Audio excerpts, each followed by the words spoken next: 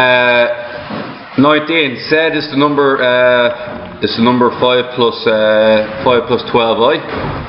Okay. And Z2 is 2 minus 3i. And we want to prove that Z divided by Z1 is the same thing as minus Z2. So in a situation like this, okay, what we need to do is we need to write down what Z1 divided by Z2 is. So it's going to be 5 plus 12i divided by 2 minus 3i. Now, this here is the left hand side of the equation. What we're going to do next is with the left hand side is we're going to multiply by its conjugate top and bottom. 2 plus 3i, 2 plus 3i, which is the conjugate.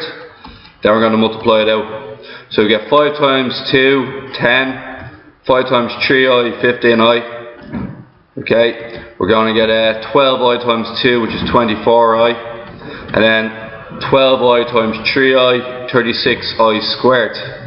Okay, please remember the I squared is minus 1. 36 times minus 1 is minus 36.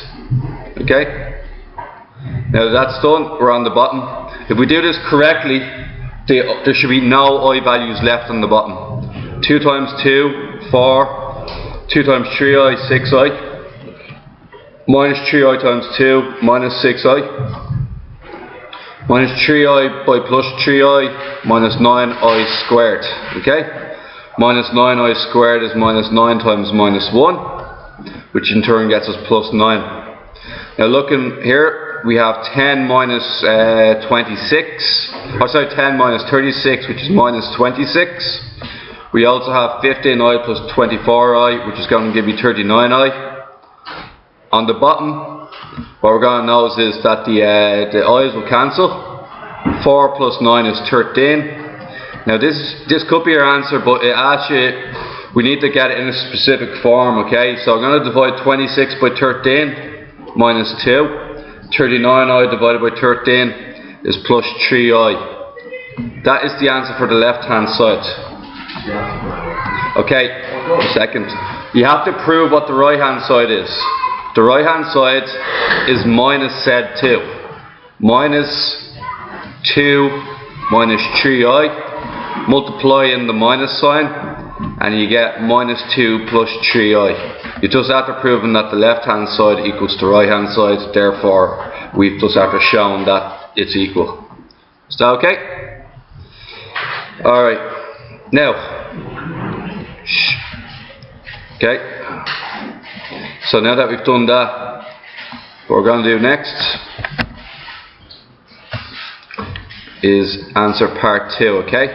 So that's part 1 there. Now, part 2.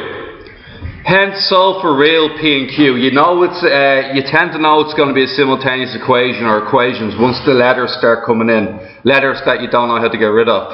So look at this one, okay? It says Z1 over Z2. We know that Z1 over Z2 is minus 2 plus 3i.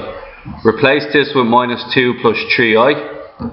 The next part after that, what you're going to do is you're going to have to multiply P by Q. You have no idea what they are yet, so it's going to be PQ. And then the other one's going to be P, oh sorry, PI. Okay, plus 1. Okay, now what happens next is the following, guys, okay? We have an equation. And this equation, we're going to mark the real and imaginary of each one, okay? Real, real, and real. So, minus 2 equals PQ plus 1. That's the real equation. The imaginary equation is going to be 3 equals P. 3 equals P. Okay?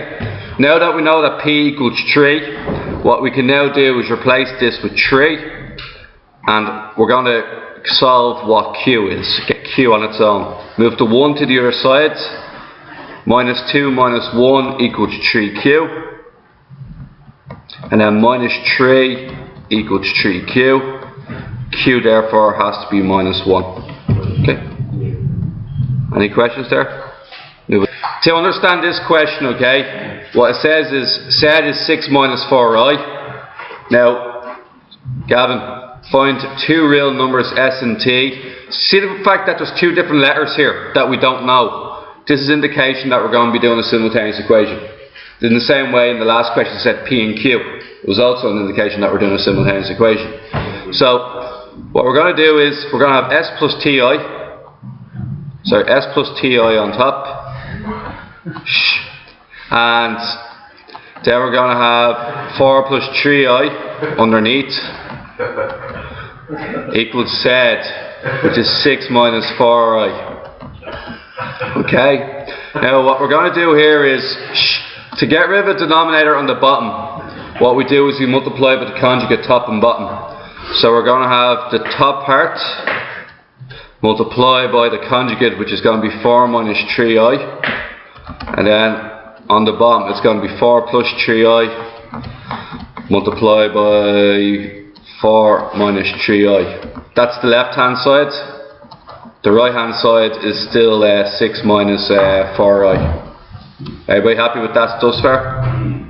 Okay, now let's multiply it out. So s times 4, 4s, s times 3i minus 3si, ti multiplied by 4 is going to be 4ti. Okay, and then ti multiplied by ti multiplied by minus 3i, it's going to be minus t by minus 3 is minus 3t, I by I is I squared. It's going to be the same thing as minus 3t multiplied by minus 1. Okay, do you have a question? Sorry? I may have any questions. Does that say 45 and 4s? Sorry, 4s. After this one, okay, what we get is 4s minus 3si, okay, plus 4ti. So what's going to happen is 4s minus 3si plus 4ti, and then I said that's 3ti squared, is minus 3t times minus 1. It's going to get you a plus 3t over here. On the bottom, we're going to have 4 times 4, which is 16. 4 times 3i minus 12i. 3i times 4 plus 12i.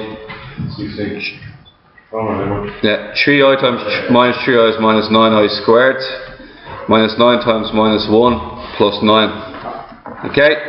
Equals 6 minus 4i. Now, we're at the stage now where we're going to get a 4s plus 3t is the real part. Are we happy with that? And then the imaginary part is going to be minus 3si plus 4ti on top. Now on the bottom we're going to have 25.